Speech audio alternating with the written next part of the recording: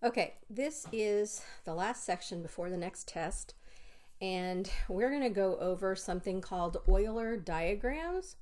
Now, I know it's spelled E-U-L-E-R, which to me looks like Euler. You know, it almost looks like ruler, or my favorite,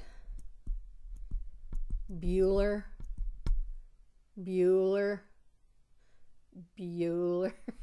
If you've ever seen Ferris Bueller's Day Off. But anyway, it's actually pronounced Euler. Anyway, we're going to use Euler diagrams to verify syllogisms, and we're also going to use them to identify in both valid and invalid syllogisms. And so let's see here. Next slide.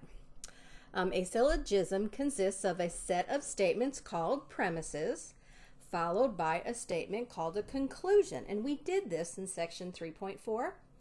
And a syllogism is valid if, whenever its premises are all true, then the conclusion is true.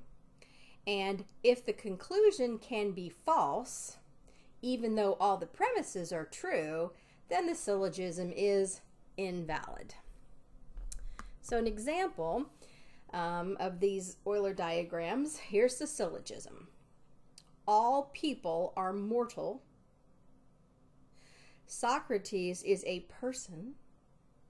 Therefore, Socrates is mortal. Now, they have all people are mortal. Actually, I did that backwards here, sorry. All people. The pink circle represents all people. And since all people are mortal, they use the yellow circle for where all the mortal people are. So you have to put the pink circle completely inside the yellow circle when you're doing an all. All people are mortal. That doesn't necessarily mean that all mortals are people. The only premise they gave me was all people are mortal. So it's a circle within a circle. And then they went on to say that Socrates is a person. And so you have to then place the second premise, you have to put it where it makes the most sense in the diagram. And since it says Socrates is a person, Socrates is going to go right here where this little pink dot is. I'm trying to make it purple. And that's the Euler diagram.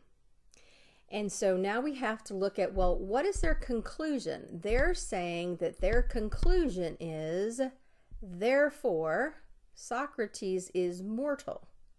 And you basically can look at the diagram and decide, does that make sense? And since Socrates is not only inside the pink circle, but he's also inside of the yellow circle, since he's a person, he's automatically mortal. And so therefore, this would be a valid syllogism. It is valid. And of course, the next slide, they try to go over that with you. No, they don't. Sorry. This is a totally different one. I lied. So this one is, I'll put the word valid on it. This is a valid syllogism. All right, now, what's this one say? All poets are good spellers. I'm going to just have to use colored pens on this one. All poets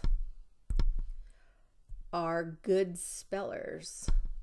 So I'm going to have a circle where my poets are. I'll just use P for poets. And since every single poet is considered a good speller, I need a circle completely around that where the GS's are, the good spellers. Just because you're a good speller doesn't mean you're a poet, but they're saying all poets are good spellers. Now, the next thing they tell me is that Dante is not a good speller. So, I'm looking at this diagram and I'm trying to decide, and I'm going to use a dot for Dante because he is just one individual. Where's that dot going to go? All I know is he's not a good speller, so he cannot go inside the red circle. So there's really only one place he can go, somewhere outside, and I'll use a D for that, outside of the red circle in my diagram because he's not a good speller. So then when I look at their conclusion is, well, Dante is not a poet. And based on this, yeah, if he's not a good speller, he can't be inside the red circle. And since all poets are inside the red circle, he can't be a poet. And it says solution on the next slide. Okay, so they started with a circle within a circle. All poets are good spellers. And then they went to this. Dante is not a good speller, so he has to be somewhere out here. It's just like doing the complement. You're either a good speller or you're not a good speller. So you're either inside the yellow circle or you're not inside of it. So this conclusion is valid. And I will pick this up with another video.